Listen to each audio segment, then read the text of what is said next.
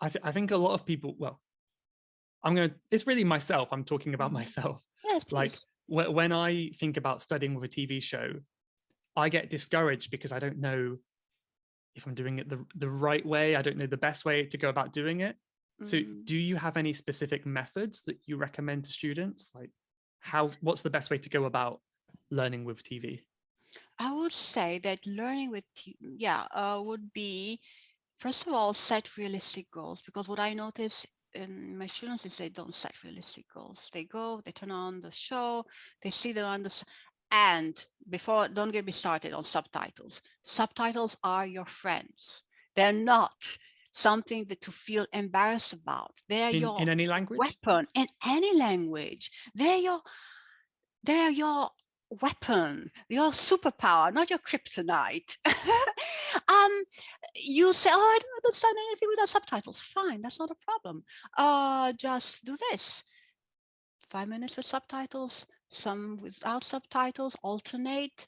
The subtitles are not 100% accurate anyway. So here's another exercise you can do. Take, again, 1 minute maybe, and just check, are the subtitles 100% accurate? They're not. Great. Let me just check, double check. What is the different word? I'll write it down and see.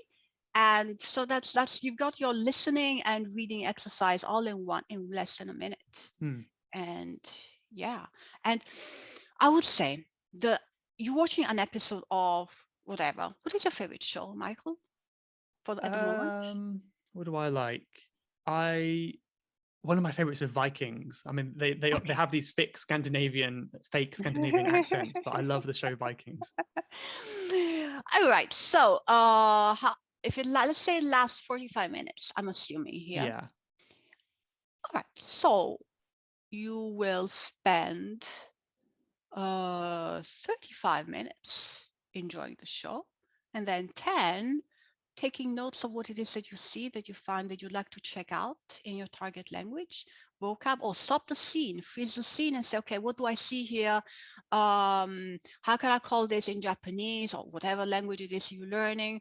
Or let's see, what else can you do? The architecture, depending on well, not with Vikings, no, of course, but where is this place? Can I travel there virtually? Mm. Use your TV show to travel virtually, because that, well, pandemic aside, it'll give you ideas for places to go, and you'll finally be able to travel or get to know the country from a different perspective.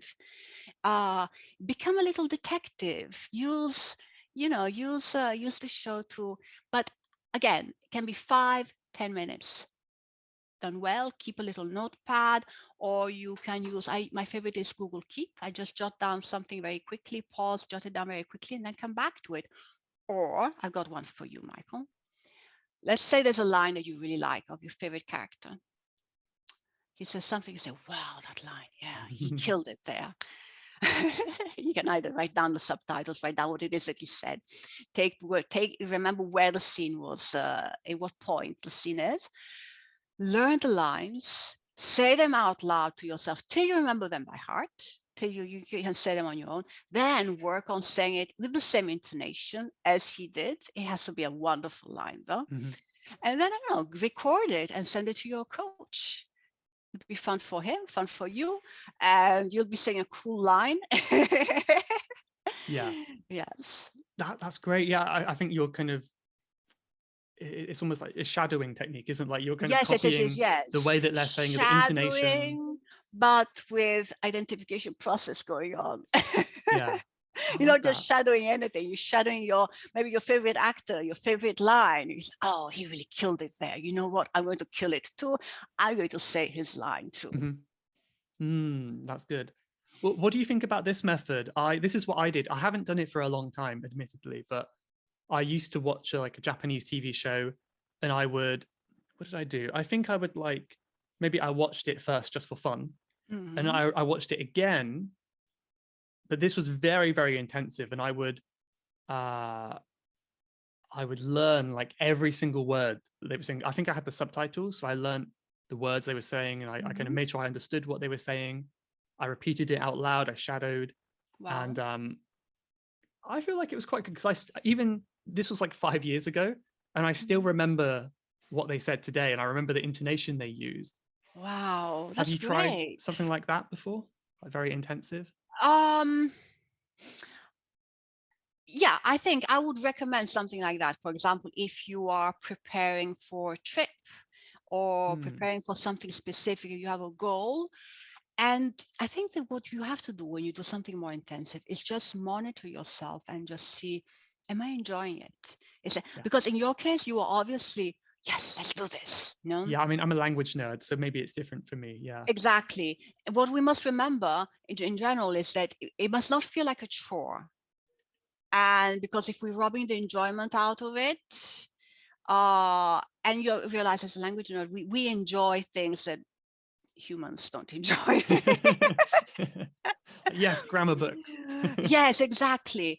So that's why I try to keep an open mind both towards language learners who are passionate about this, can get lost in this, but Mhm. also people who want to learn that one language because it means a lot to them. And it means, especially for English speakers, that learning another language is such an emotional thing. It's so hard. They feel there's such a disadvantage. It's like, that's why I really get fired up about it, because I want people, we've learned anything from this last year, is that people need to learn more. We need to communicate more and more. And the more people learning languages is better, because the more we can understand each other, the more we Yeah. can overcome the serious obstacles that we've been facing, the more we can connect and speak to each other.